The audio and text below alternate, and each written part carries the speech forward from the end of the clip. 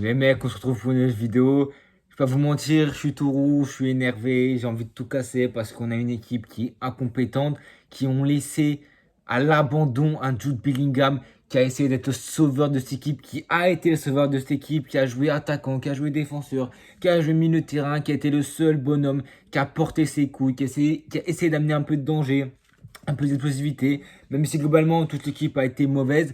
Moi, je sors que trois joueurs dans le lot. Je sors Rudiger, Asensio et Bellingham.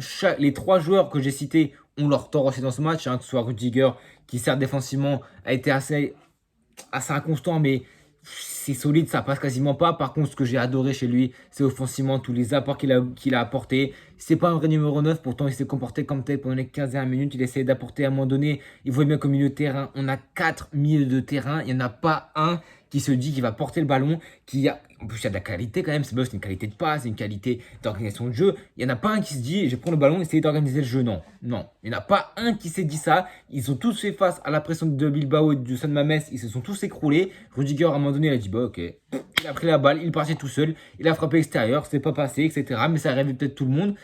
15 dernières minutes, il essaie de mettre des têtes, il a provoqué le penalty. Quant à Asensio, défensivement, toujours impérial, même si le premier but qu'on prend, Courtois, c'est à 80% de sa faute. Mais Asensio lui met le doute. Il y a aussi du monde dans sa surface, des joueurs de Bilbao, ça va vite. Donc je comprends. Après, Courtois, pour moi, il a le totem d'immunité pour tout ce qu'il nous a fait depuis le début de sa carrière au Real Madrid, je crois, 2018-2019, si je ne me trompe pas.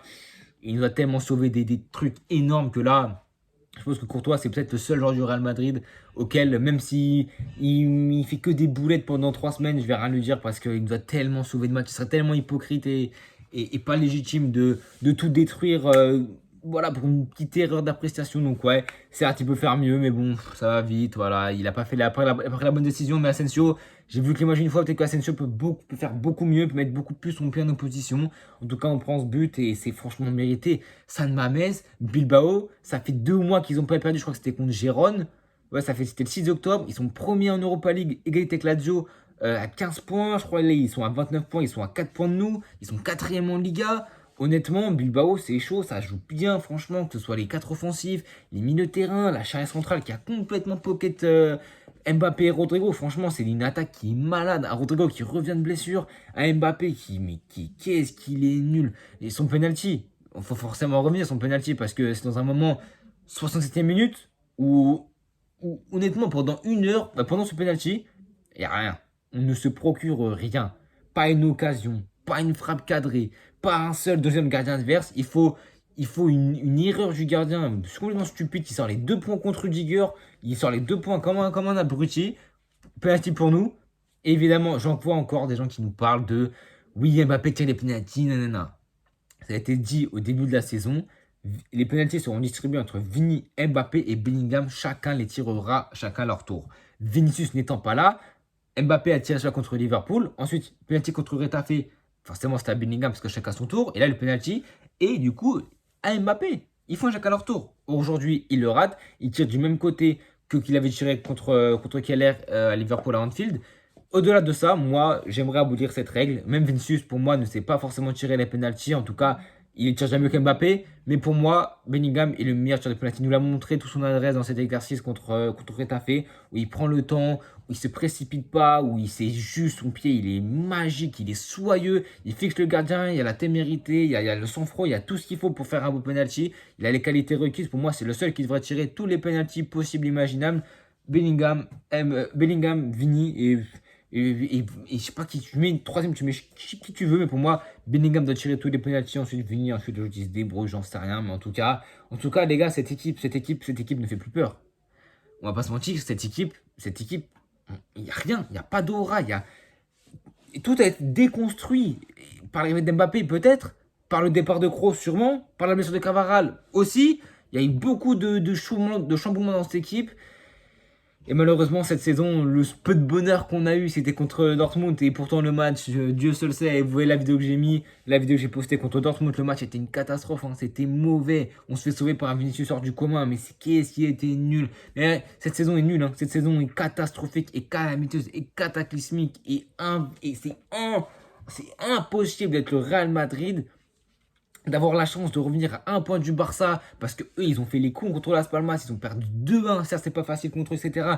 Ils perdent 2-1, tu gagnes ce match, tu reviens à un point du Barça avec un match en retard. Au final, le cadeau qu'ils nous ont donné, eh ben, on l'aura rendu parce qu'on n'a pas réussi à gagner ce match aujourd'hui. On s'est mis en difficulté, on n'arrivait pas à sortir des ballons. Fran Garcia, il a pris un bouillon, mais qu'est-ce qu'il a paniqué, mais Ancelotti ne lui rend pas service parce que il lui fait jouer que les petits matchs en Liga contre les petites équipes, etc. Donc franchement, il a de l'espace devant lui, il a le ballon tranquillement, il n'est pas pressé parce qu'en face, les équipes, ça joue bloc bas, puis il a la vitesse pour riposter, sauf qu'en face, eh ben, il y avait Guruzeta, en face, il y avait Inaki Williams, en face, il y avait Nico Williams, en face, il y avait Ante Boudimir, ah bref, pas Boudimir, pardon, mais en fait, il y avait de la qualité en face, il y avait de la qualité, il s'est complètement fait submerger, pardon, des passes mais à l'aveugle, il perdait des ballons, il n'a pas réussi à faire une différence offensive, il n'a rien apporté, il a laissé Mbappé complètement seul sur le côté gauche, avec Rodrigo De Vaca qui est sur le côté gauche, il était complètement isolé, c'est la gestion d'Ancelotti.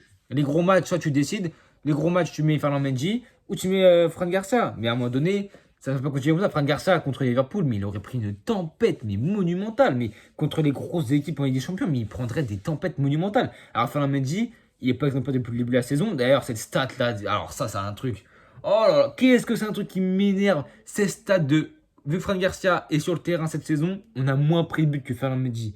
Mais quelle stat qui veut rien. Alors, ça, c'est une stat, mais qu'est-ce qu'elle ne veut absolument rien dire. Mais rien dire du tout. Enfin, bref, passons outre. Moi, Ferland Mendy est le défenseur gauche indiscutable lors des grosses rencontres contre les grosses équipes. Sauf que Fran Garcia, il faut le faire jouer contre les petites équipes. Mais si tu veux faire jouer Fran Garcia contre les grosses équipes, eh bien, il faut lui donner du temps de jeu régulier. Mais malheureusement, Ancelotti ne lui laisse pas assez sa chance pour. Ça, les grosses équipes, ça s'est vu. Il a paniqué. Vasquez, de son côté, ça a été calamiteux, mais catastrophique. En fait, c'est tout le monde. Franchement, c'était flagrant aujourd'hui. C'est à l'image du penalty d'Mbappé. C'est à l'image d'une attaque amorphe complètement. C'est à l'image d'un coach qui attend la 88e pour faire rentrer Hendrix. À un moment donné, il faut aller se faire foutre. À un moment donné, il faut aller se faire foutre. T'as un attaquant qui n'est pas en réussite. Même, je parle d'Mbappé, je parle de Rodrigo. T'as une structure au global qui n'est pas bonne. T'as pas réussi à te créer une occasion en quasiment 1 heure de jeu. À un moment donné, cette saison, où on va? Moi, je vous dis, entre 4 jeux, où est-ce qu'on va? Dites-moi où est-ce qu'on va? On va chercher un podium en Liga, une potentielle place de leader en Liga pour essayer d'être champion. En Ligue des Champions, on cherche quoi? On perd contre Lille, on perd contre l'AC Milan. Tous les gros matchs de cette saison au Real Madrid ont tous été perdus d'une manière lamentable. D'une manière où on se fait battre dans le jeu. Encore, tu perds parce que tu as essayé de jouer au football, tu t'es pris des comptes, etc. L'équipe en face était bonne. Ok, je veux bien. Là, l'Atlético Bilbao était très bonne. Les 11 joueurs, sauf le latéral gauche, pour moi, l'Atlético Bilbao, c'est un 7 sur 10, voire 8 sur 10 quasiment pour tout le monde. Mais à un moment donné, quand en face, le Real Madrid, c'est que des 2 sur 10, bah, à un moment donné, il faut se réveiller. Il faut se réveiller, tu as une stature, tu es le leader anti de toutes les compétitions possibles. Tu as un joueur, certes, qui est comme Mbappé, qui n'est pas bon depuis le début de la saison. Même s'il est là, il faut faire avec. C'est aussi Ancelotti de faire avec, de faire entrer, même s'il manque de matos parce que Vini n'est pas là. Comment on va faire sans Vini? C'est ça, Vini me manque tellement, terriblement. Comment veux-tu faire sans Vinicius? Moi, on se passe d'Mbappé, mais oui, tous les jours. Mais Vinicius, non, parce que Vinicius, lui, est un grand joueur. Lui est le plus grand joueur du monde. Ce qu'Mbappé n'est pas, malheureusement, et j'aimerais qu'il le soit, mais malheureusement, les gens parlaient de déclic contre Retafe, mais seuls ceux qui ont vu le match savaient très bien que le but de Mbappé est splendide, mais ça n'a rien changé. 5 minutes après, il est hors jeu 4 fois, il rate 2 grosses occasions, en tout cas le face-à-face où il dribble le gardien, ça il a un raté avec la frappe de Güler, c'est un peu plus compliqué, ça je peux bien le concéder, mais c'est des frappes que normalement il ne rate jamais, des occasions qu'il ne rate jamais, c'est un joueur qui n'est pas en confiance. Est-ce qu'il va un jour retrouver son explosivité? Est-ce qu'un jour il va retrouver ses dribbles, sa vivacité, sa percussion? Je sais pas. Franchement, ce joueur il m'inquiète fortement, mais bon, Mbappé, franchement, je pense que je vais peu à peu commencer à arrêter de parler de lui parce que je pense que cette saison pour moi n'est pas la bonne pour Mbappé, mais pour le Real Madrid au global. Quand tu vois comment les attitudes ont été mauvaises aujourd'hui individuellement, comment tu vois un Valverde qui a fait n'importe quoi, Bellingham il se tue du début à la fin, il se déchire, il tape partout, il a laissé 4 poumons sur le terrain, il marque en plus sur une frappe d'Mbappé par le gardien, il marque, tu le vois. 2 minutes après, Valverde il fait complètement le con au milieu de terrain. Il tente un renversement, petit pont sur Guruzeta. Ça ne passe absolument pas. Aux abords de la surface, les 2 défenseurs sont battus. Il file seul au but. Courtois, malheureusement, c'est compliqué, ça vient vite. Il se la prend, il peut rien faire. 3 secondes après, l'image elle va sur Bellingham qui est complètement écroulé sur le terrain, anéanti parce que il s'est démené pour gagner ce but, il s'est démené pour gagner ce match et c'est le seul pour moi qui a eu les couilles offensivement en tout cas d'aller chercher un résultat, d'aller chercher au moins le point du nul qui n'aurait pas du tout été dramatique vu la conjoncture actuelle en Liga où on a des points de retard contre le Barça avec des matchs en retard. Là, ça s'annonce compliqué. La solution miracle, honnêtement, je ne l'ai pas. Franchement, je ne l'ai pas. On a eu un Tchouaméni qui est revenu de blessure, donc qui a été mauvais. Mais bon, qu'il soit blessé ou pas, je pense que ça ne change rien et qu'il n'a plus ses places au Real Madrid. La solution, honnêtement, je ne l'ai pas. Honnêtement, je ne sais pas comment. On va pas acheter la pierre à Ancelotti parce qu'on veut donner la chance aux jeunes. Mais bon, tu leur donnes la chance à des Arda, des Brême titulaires. Au final, on a vu en Ligue des Champions, ça l'a pas fait. Contre Etafé, c'était assez compliqué pour les deux. Donc, ouais, franchement, c'est assez compliqué. C'est des choix à faire, c'est des choix offensifs à faire. Des automatismes à trouver entre Mbappé et Rodrigo. Tu sens absolument aucune alchimie. C'est affolant, c'est affairant. Franchement, c'est très très inquiétant ce que j'ai vu aujourd'hui. Au-delà du résultat, dans l'envie, dans la détermination, dans les duels, tu as 4 milieux de terrain, tu n'en as pas un qui veut porter le ballon, qui veut créer du jeu, tu te fais complètement submerger offensivement par le pressing de Bilbao. On a eu quelques sorties de balles propres, on arrivait une de touche de balle, mais dès que ça arrive sur un joueur, que ce soit Tchouaméni ou Mbappé, je ne sais pas ce qu'ils ont dans les jambes, mais la balle elle ralentit. Le jeu est ralenti. Et vas-y. Et je te fais ci, et je te fais ça. Ça veut orienter le jeu. Au final, ça ralentit totalement. Bilbao, Hassan Mames devant 60 000 personnes enragées. Ils ont un second souffle. Ils ont une envie en plus. Il y a le 12e homme qui les pousse dans le dos pour refaire le pressing, pour faire les efforts défensifs. Et ils ont couru comme des chiens du début à la fin. Et pour c'est une victoire de Bilbao. Et 100% mérité. Il n'y a absolument rien à dire. C'était une défaite, même 2-0, on prend 2-0, mais même on prend 3-0, c'est pareil, c'est pareil. Même s'ils ont fait beaucoup d'occasions, de grosses frappes, grosses dangereuses, ils ont tellement fait du mal sur le pressing.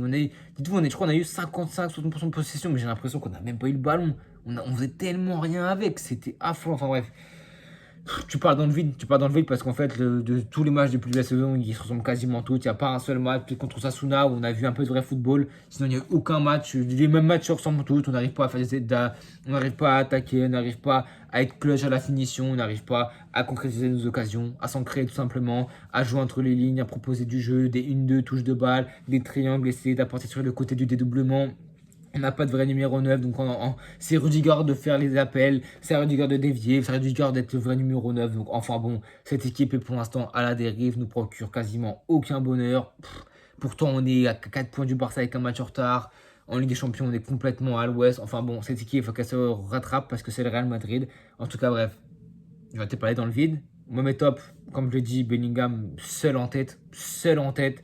Rudiger deuxième parce que j'ai apprécié ses 15 dernières minutes et parce qu'il a été aussi très solide défensivement. Asensio parce qu'il a tenu la baraque défensivement même s'il n'est pas exempt de tout reproche sur le premier but.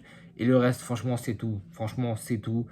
Ouais, j'ai aucun joueur qui me vient en tête. Franchement, c'est tout, c'est tout, c'est tout. Il mérite rien. Et les flops, tu mets toute l'équipe. Franchement, tu englobes toute l'équipe entière. Franchement, il y a rien à rattraper. Il y a rien à rattraper. En tout cas, les gars, n'hésitez pas à vous abonner, à liker, à partager. On se retrouve. On est quoi? On est mercredi. Vendredi, je pense. Ouais, Saint-Etienne-Marseille. Ouais, c'était de Marseille, je crois, samedi. Il y a peut-être la Coupe de France le 21, ouais, 21 décembre. Enfin bref, il y a beaucoup de football. Le Real joue 8 matchs dans 7 matchs de ici jusqu'à fin décembre. Donc bon, les vidéos vont pas manquer. En tout cas, les gars, n'hésitez pas à vous abonner, à liker, à partager. À bientôt tout le monde.